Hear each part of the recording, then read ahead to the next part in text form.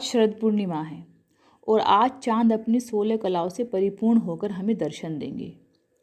आज रात को चांद की चांदनी में जो ओस पड़ती है वह अत्यंत ही लाभकारी होती है हमारे लिए।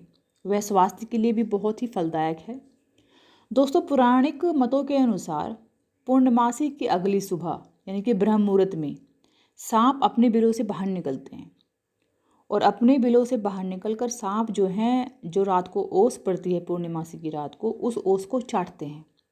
और ऐसा माना जाता है, आपको पता है सांप वो ओस क्यों चाटते हैं? ऐसा माना जाता है कि सांप उस ओस को इसलिए चाटते हैं ताकि उनको पूरे साल प्यास ना लगे, क्योंकि उनका जो शरीर का ताप होता है वो बहुत ही विषकारी होता है और गर्म होता है। तो उस ओस को चाटने से उनको प्यास कम लगती है और वो शांत रहते हैं।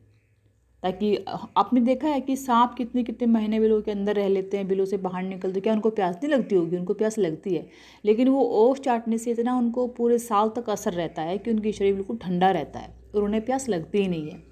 उनकी बॉडी में विष पहले ही ज़्यादा होता है, तो वो विष भी उस ओस को चाटने से शांत रहता है। इसी तरह अगर हम भी सुबह ओस चाटते हैं तो वो हमारे लिए भी काफ़ी लाभदायक है।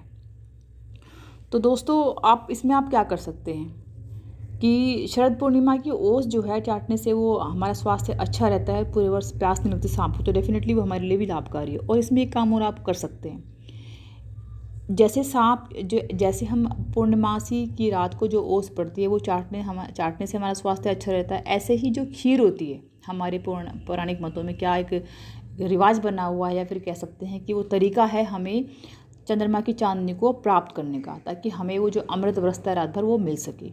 इसके लिए क्या करना है आपको, शाम के वक्त आप जब पूजा पाठ करते हैं तो एक दूध भी पूजना होता है पूर्णमासी के दिन। उस दूध की आप खीर बनाइए शाम को, और फिर वो खीर जो है उसका भोग लगाओ शिव जी को, लक्ष्मी माता को, गणेश को, विष्णु महाराज को। और भोग लगाने के बाद उसकी खीर बनाओ और उस खीर को आप रात भर के लिए चंद्रमा की रोशनी में रखो, जहाँ पर लगातार खीर पर चंद्रमा की रोशनी पड़ती रही, क्योंकि उस चंद्रमा की रोशनी में ओस भी पड़ेगी और चांदनी जो है वो होती ही शीतल है। तो इससे जो है वो उसके बाद क्या करना है, उस खीर को आप छत पे रखो या बालकनी में रखो, लेकिन हाँ, वहाँ जहाँ पर खीर रखिए वहाँ पर चंद्रमा की चांदनी और ओस पड़नी चाहिए खीर के अंदर। चाहो तो आप उस खीर पर आप उघड़ा तो रख नहीं पाओगे, उस पर कोई पतला महीन कपड़ा डाल दो कॉटन का, या फिर कोशिश करो कि उसके ऊपर छन्नी रखो आप बहुत पतली, जिसमें चांद की किरणें जो हैं वो लगातार खीर में जाती रही, उसमें समाहित हो जाए बिल्कुल। अगले दिन सुबह शुभ मुहूर्त में, जो सुबह होता है, शुभ मुहूर्त का मतलब जो ब्रह्म मुहूर्त होता है, उसमें सुबह सुबह उठकर, ताकि तब तक सूर्य ना निकले, क्योंकि अगर सूर्य की किरणें खीर पर पड़ गई तो वो खीर असर नहीं करेगी आपको। तो कोशिश कीजिए आप ब्रह्म मुहूर्त में उठिए, स्नान करके उस खीर का अपने भगवान को भोग लगाए, और उसके बाद पूरे परिवारजनों को या फैमिली के मेंबर्स को सबको खीर एज ए प्रसाद रूप में आप बांट दें।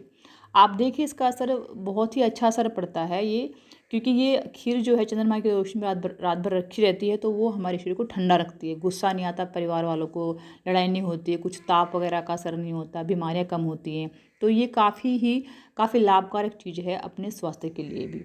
और हाँ, जब आप रात को खीर रखेंगे ऊपर ओस में चंद्रमा की चांदनी में, तो आप भगवान से विनती कीजिए कि भगवान आपका जो अमृत में ये चांदनी की किरणें हैं वो हमारे खीर में समाहित कीजिए और हमारा उद्धार कीजिए। इस तरह से आप खीर को खाने से देखना कितना लाभ मिलता है। उम्मीद है मुझे आपको सबको समझ में आया होगा कि कितना अच्छा है ये और कितना इसका फल मिलता है। और इसी तरह से जो प्रभु हैं शिव महाराज, क्योंकि चंद्रमा जो है शिव के कारक माने जाते हैं पूर्णिमासी के दिन, और शिव से प्रार्थना कीजिए कि आप इसमें जो है अमृत जैसी जो चांदनी है, आपकी जो किरणें हैं वो उसमें समाहित कीजिए खीर में।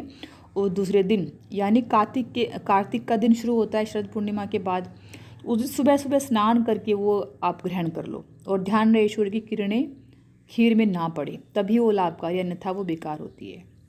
उम्मीद है आपको मेरी उपाय सबको समझ में आया होगा और आप उसको आगे फॉरवर्ड भी करेंगे। धन्यवाद दोस्तों।